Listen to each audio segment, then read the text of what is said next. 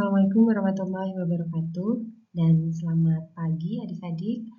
Kembali lagi bersama channel Pintar Bersama dalam Belajar Ekonomi. Baik adik-adik, pada pertemuan sebelumnya kita sudah membahas mengenai hukum permintaan dan hukum penawaran.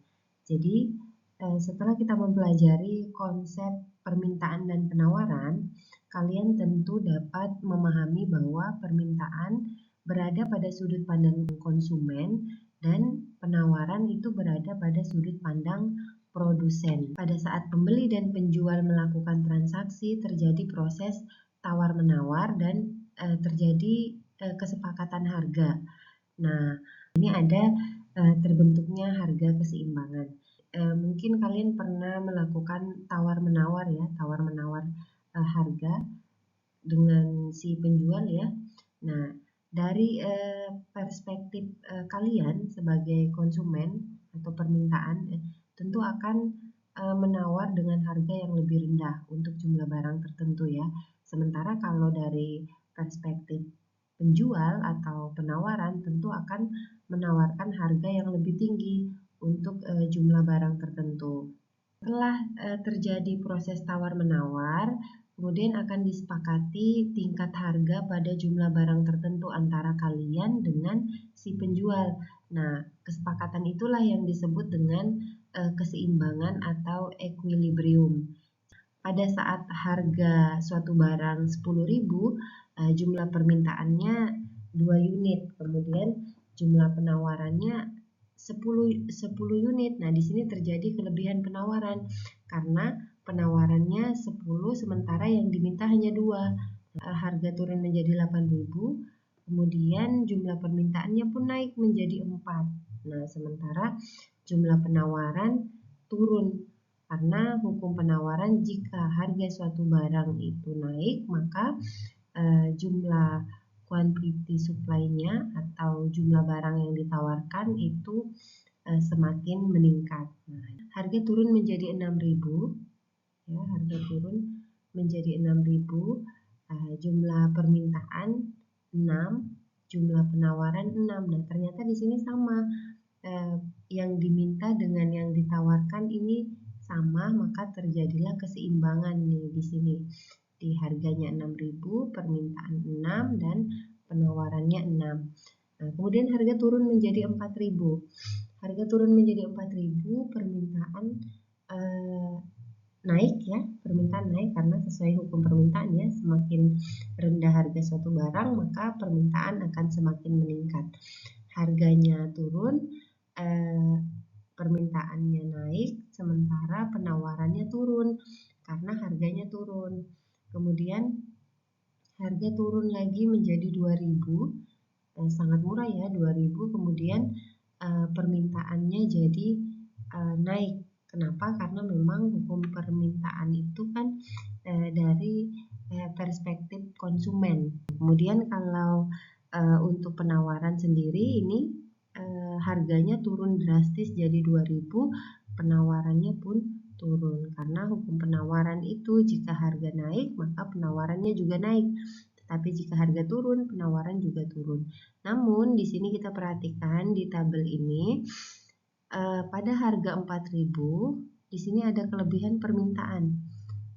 Permintaannya 8 sementara yang ditawarkan cuma 4. Jadi pada tabel ini bisa kita lihat bahwa yang merupakan keseimbangan atau seimbang dari permintaan maupun penawaran itu adalah pada harga 6.000. Nah, pada harga 6.000 ini terjadi keseimbangan seperti itu. Mungkin bisa dilihat di kurva berikut ya.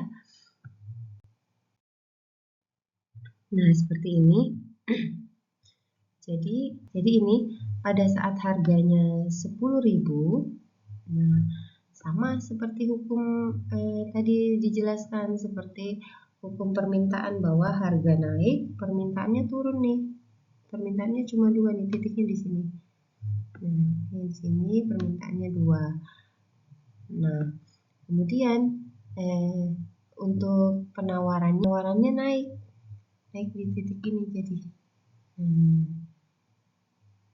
Yang ditawarkan naik. Di sini ya supply ya. Nah ini. Jadi garis yang merah ini adalah sumbu supply atau penawaran. Kemudian garis yang ini adalah permintaan atau demand. Nah, jadi di bawah 6 ini dari harga 4.000 dan harga 2.000 ini merupakan kelebihan permintaan. Nah, di sini kelebihan permintaan.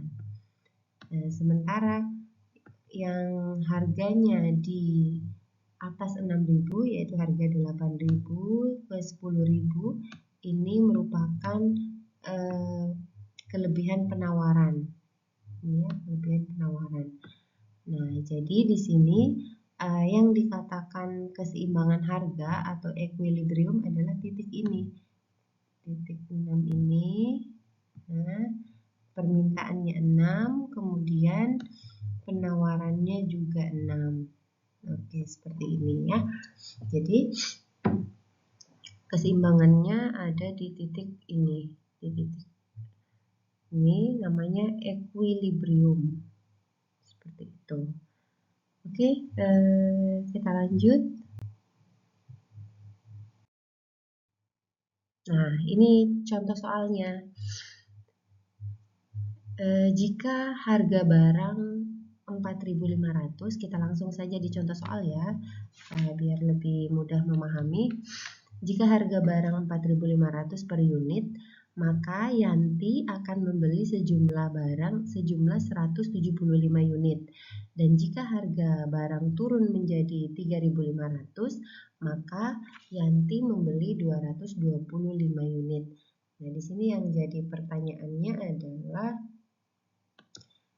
tentukan fungsi dari permintaan. Bagaimana cara menghitung harga keseimbangan? Nah, cara menghitung harga keseimbangan yang pertama ya, di sini ada fungsi permintaan dan fungsi penawaran. Nah, yang pertama yang akan kita bahas adalah fungsi dari permintaan sendiri. Nah, ini adalah rumusnya ya.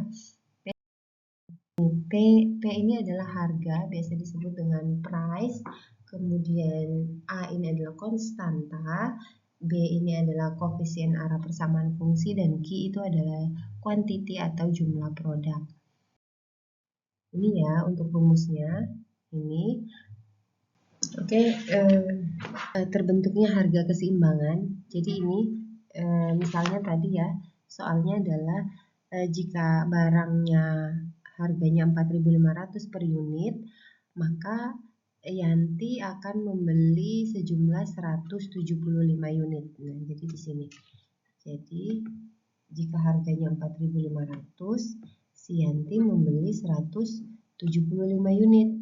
Sementara yang ditawarkan sebanyak 225, semakin banyak ya.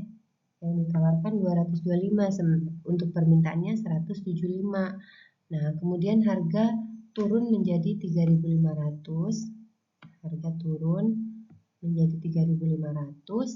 Di sini terjadi pergeseran atau bertambah quantity demand-nya, permintaannya bertambah. Kenapa? Karena harganya turun. Jadi yang tadinya permintaannya hanya 175 bertambah menjadi 225. Itu untuk quantity demand-nya atau jumlah permintaannya. Sementara bertolak belakang dengan penawaran. Jadi harganya turun, produk yang ditawarkan juga turun dari 225 turun menjadi 175. Kenapa? Karena hukum penawaran sendiri, semakin tinggi harga suatu barang maka akan semakin banyak produk yang ditawarkan. Kebalikannya ya, ceteris paribus ya.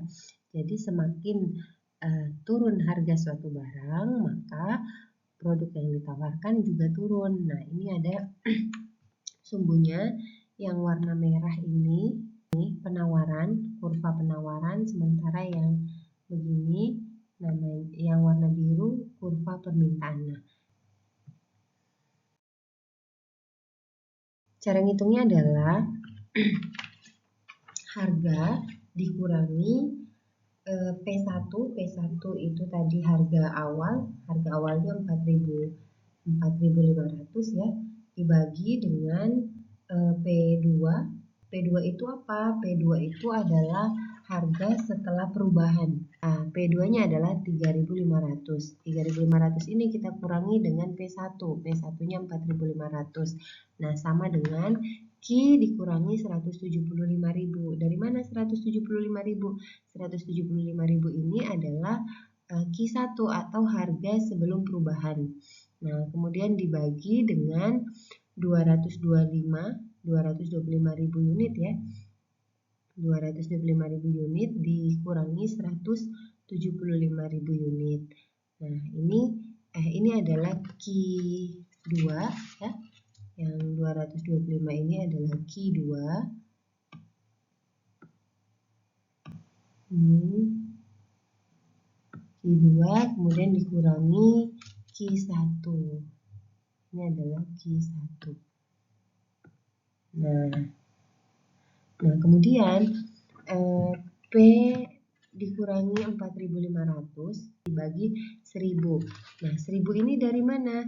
1.000 ini dari 3.500 dikurangi 4.500. Oke, jadi 1.000 dari 3.500 dikurangi 4.500 sama dengan 1.000. Untuk ini Q min 175.000 tetap ya, dari atas kita turunkan ke bawah.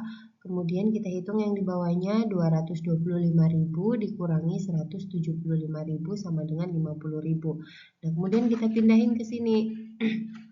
Jadi 50.000 yang ini kita ambil, kemudian kita ambil yang ini, jadi 50.000 P dikurangi 225 juta. 225 juta yaitu dari 50.000 yang ini kita kalikan dengan 4.500. 1.000 ini kita ambil dari sini, 1.000 Q ya, kita silang ya, ini 1.000, ini 1.000 Q-nya yang ini. Nah, ditambah 175 juta. Dari mana 175 juta?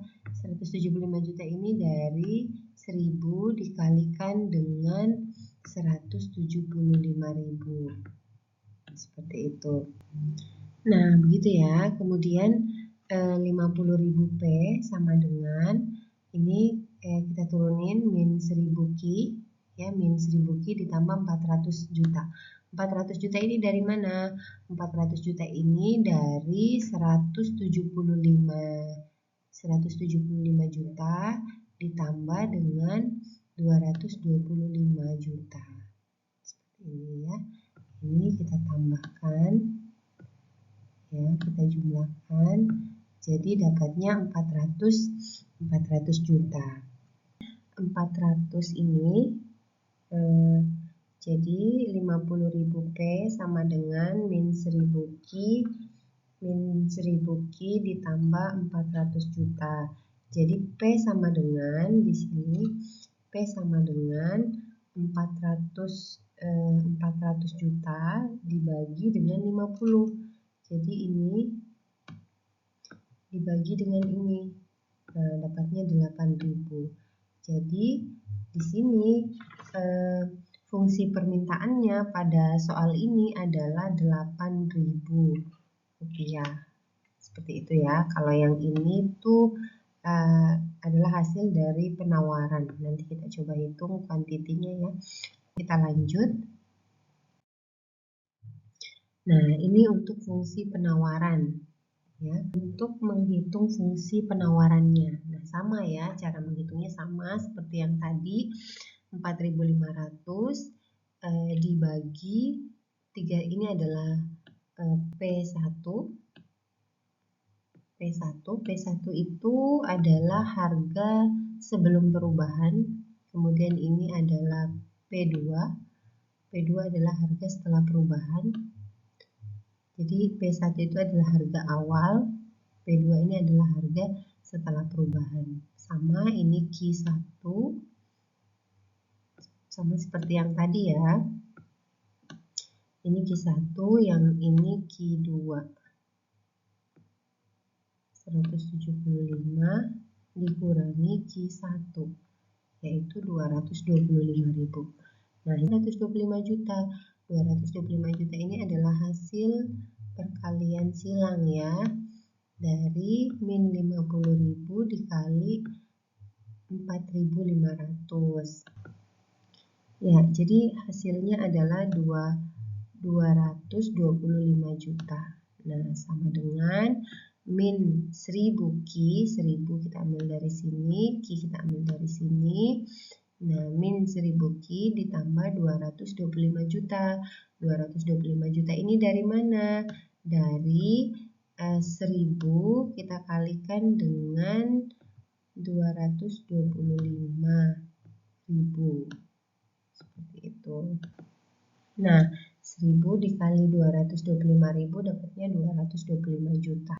Untuk fungsi penawarannya adalah 0,02 Q. Itu ya.